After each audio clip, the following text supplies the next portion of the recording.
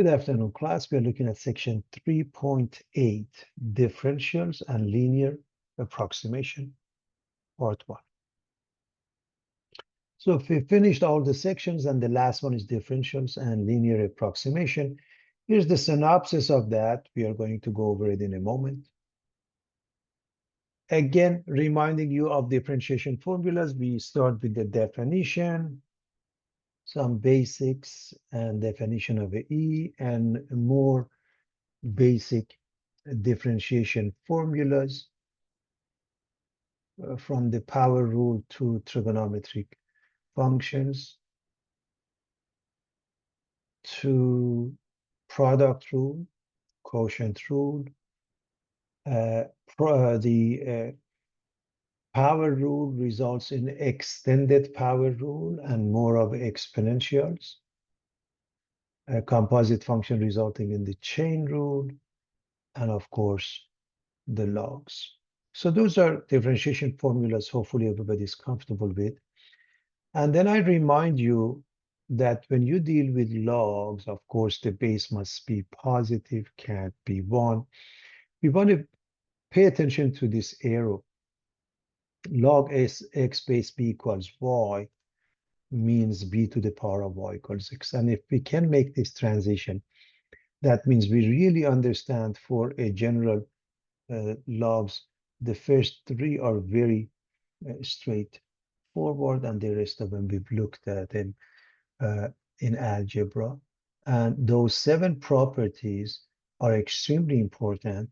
When we go to a common log, the base is 10, and we can make the transition from general to common logs. And in the case of a natural log, the base is e, and we can make the same transition again to natural log. The 2 functions are inverse of each other, symmetric with respect to the line y equals x. And this is the change of base formula. This was explained that this is the location of the x-intercept 1, 0. In this vicinity, the function is negative. After that, the function is positive. That's what we are explaining here. And the basic log, to take a derivative, flip it over.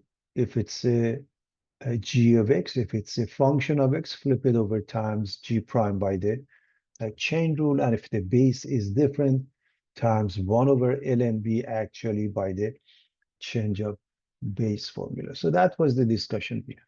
And now section 3.8, differentials and linear approximation. Here's the definition.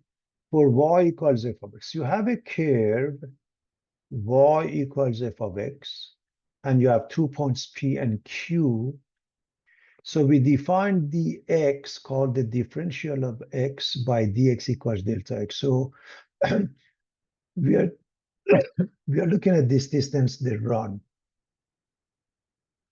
Remember, if you connect them, it's a secant line, and you have the slope of a secant line as rise over run. Run is delta x or dx, or this distance CD or BP. This distance BP is identical to them.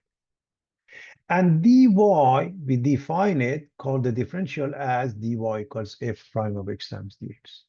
This comes from the fact that f prime is dy dx, and so dy is the product of these two. Now, graphically, if we look at this graph, delta y, which is the rise, is f of x plus delta x minus f of x. So this rise is f of x plus delta x minus f of x. So this is delta y, which is the distance of BQ, which is the distance of CQ, f of x plus delta x, minus dP, the distance of f of x. So it's easy to see all of those from the graph. Now, what is Delta y again, this distance, BQ. But what is dy?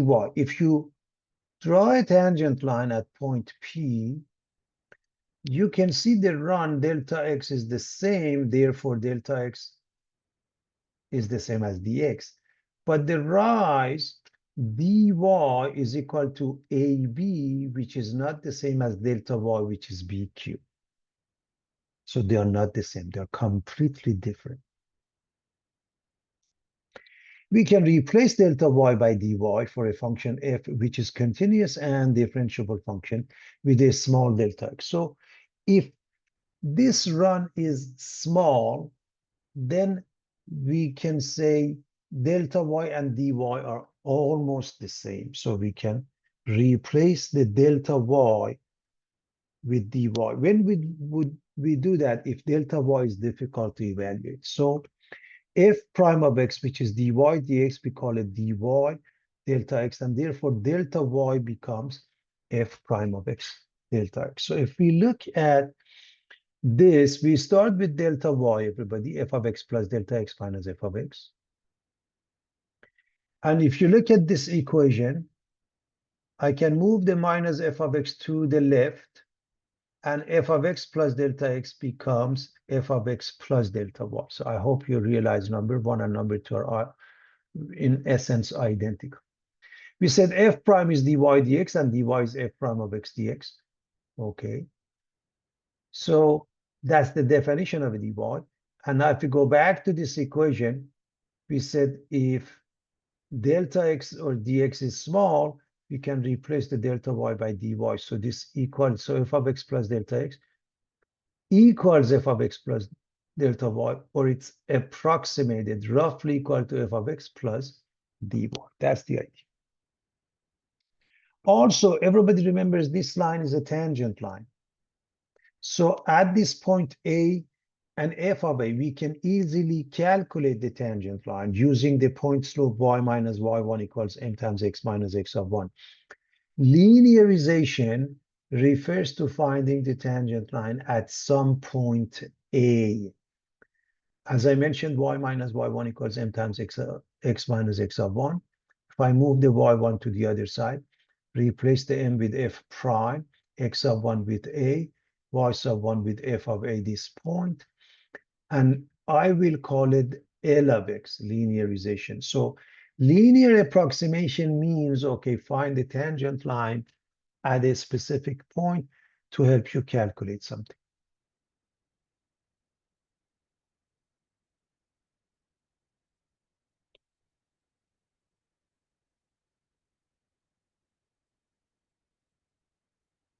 Let's make some sense out of it by looking at this with a simple example where y equals f of x equals 4x cubed minus 3x. We want to find dy and delta y, and x is given as 3, dx or delta x are both identical, 0.2. So in order to do dy, the very first thing you have to calculate is f prime, because to get to dy, we need f prime. So f prime or dy dx is 12x squared minus 3. And dy is the same thing times dx. So you repeat the same thing times dx, and that's your dy. So you write dy is the same thing, 12x squared minus 3 times dx, and you're done with that. Now to evaluate it, you're going to replace the x with 3 and the x with 0.2. So 12 times 3 squared minus 3 times 0.2. That's what we do.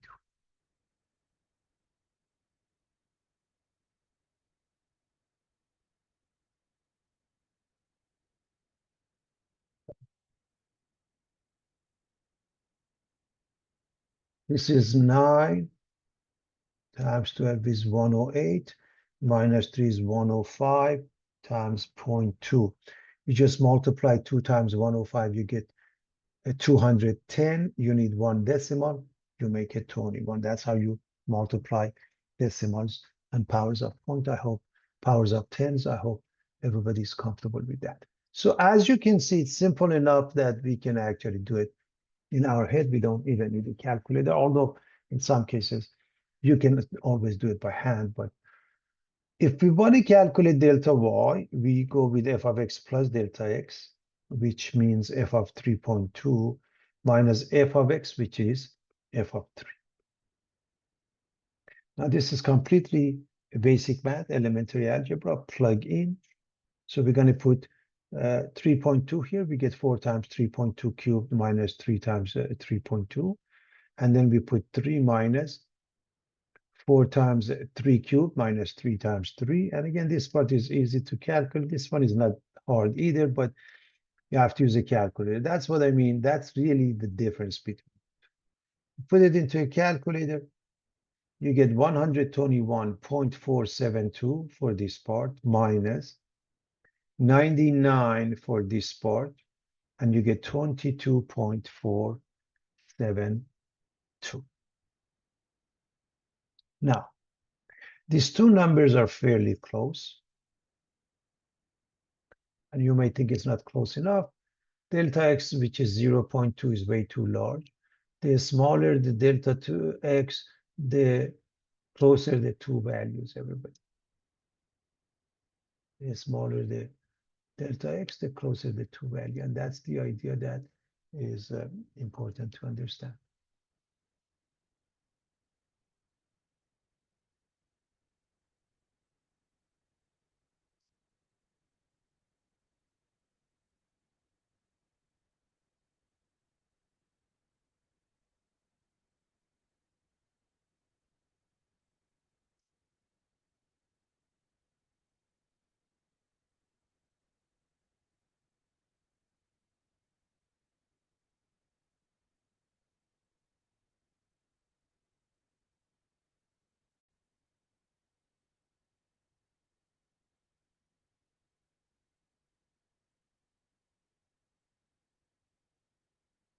For y equals x times 4 minus x quantity cubed, find dy and delta y, again, with the given value. So to find dy, we need to find f prime of x or dy dx first. Therefore,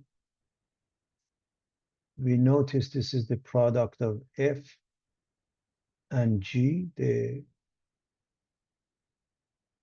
result is f prime g plus g prime f. We are going to use the product rule. So f prime is simply 1 times the second piece, 4 minus x quantity cubed. So that's f prime g. Now plus g prime f. What is g prime? This one uses the extended power rule. 3 times 4 minus x squared times the derivative of the inside, -1.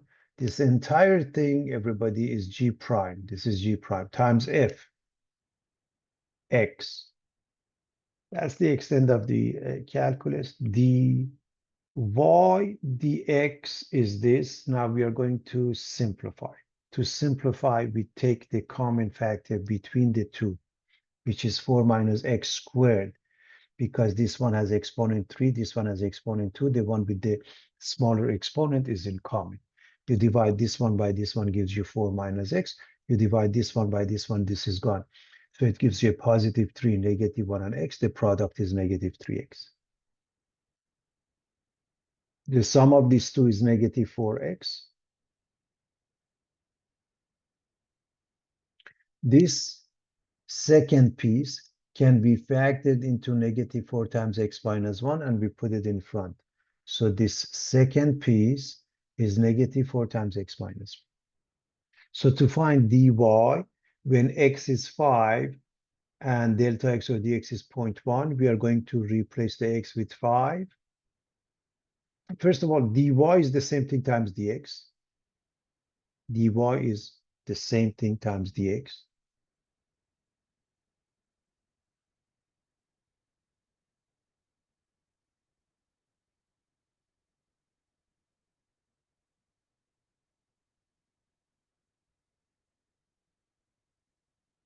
And now we're going to plug in.